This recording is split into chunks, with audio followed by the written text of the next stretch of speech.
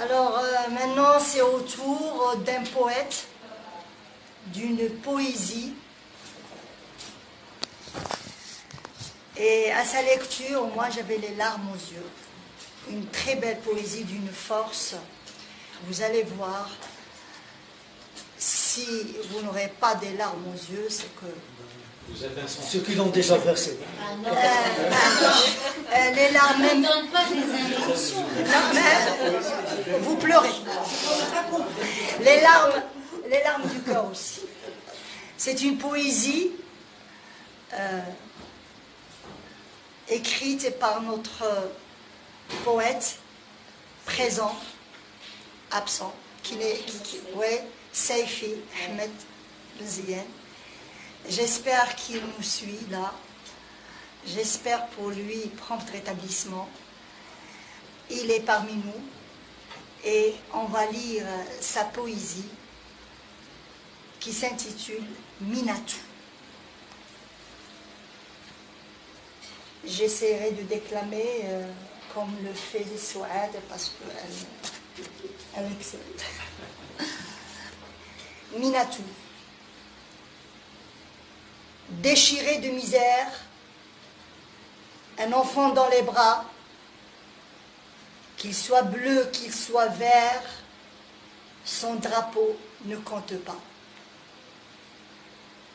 Ouvrez-lui la porte, elle ne vous rapporte rien. Donnez-lui un coin à côté du chien. Elle n'a plus besoin que d'un bout de pain pour allaiter son môme qui a faim. Ses seins écrasés comme une main tendue, comme une main pendue. Ses yeux ne pleurent plus, à défaut de larmes. Sortis de son corps, irriguant des terres sans pluie, parcourus de puits, où l'on meurt souvent, dévoré de monstres qui gouvernent parfois, assis sur des lois qui existent comme ça, en l'absence de droit. Liberté se croit en terrain conquis, ignorant ainsi que des ventres vides multiplient les rides de faces effacées qui ont vu passer l'inertie de porcs qui sèment la mort au futur des brousses, au chemin tordu. L'école est trop loin. Il n'y a plus de soins pour ces corps perdus. Déchiré de misère, un enfant dans les bras et l'autre traîné par l'autre main, ils ont faim, et même plus de lendemain.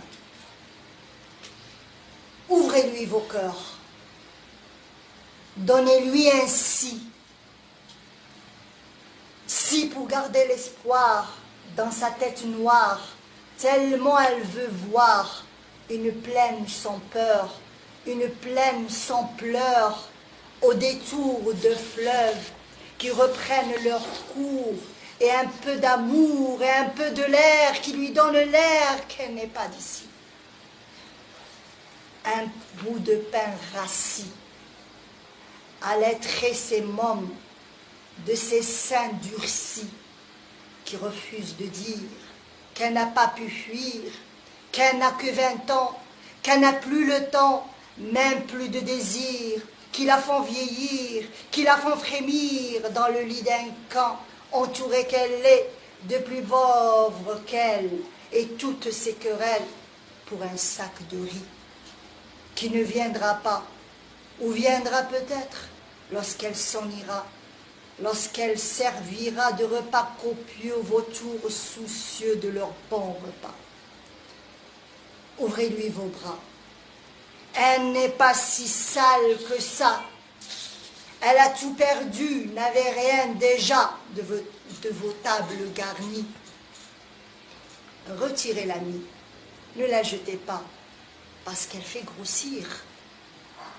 Lancez-la plus loin, au-delà du mur, dont vous êtes si sûr qui n'existe que dans le papier, que vous lui collassez sur une page humide et d'avoir traversé le pays humide et la mer du passé. Radeau de fortune, radeau de la ruine, d'âmes insensées, n'ayant plus de vie que celles qui n'ont eu qu'à travers l'image du lointain village où ils ont appris en l'absence des verbes, tus par quelques sages, aux paroles acerbes, de mots ponctués, des virgules du temps, de dos arrondis devant la présence des maîtres du temps.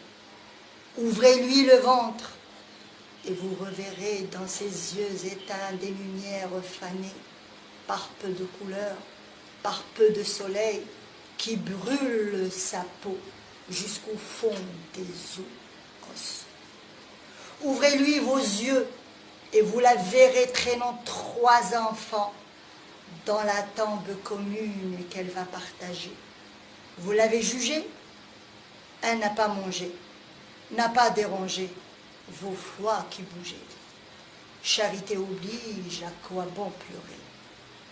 Elle a disparu, mais il y en a d'autres qui suivent sa piste, leur mine assez triste, pour vous faire rêver, pour les faire crever au bout d'un chemin, dès le lendemain que vous les verrez, voir venir et vénérer vos croyances anciennes en un monde nouveau qui n'a pas pu naître ou naîtra peut-être dans vos seules monnaies, au creux de vos bourses qui n'ont pu donner que la garantie d'une fin qui aura l'avenir durable de peuples jetables selon vos pensées.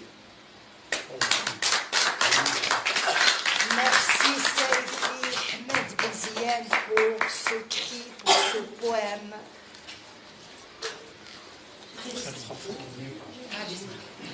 Très, très fort. Je trouve qu'il n'y a rien à dire.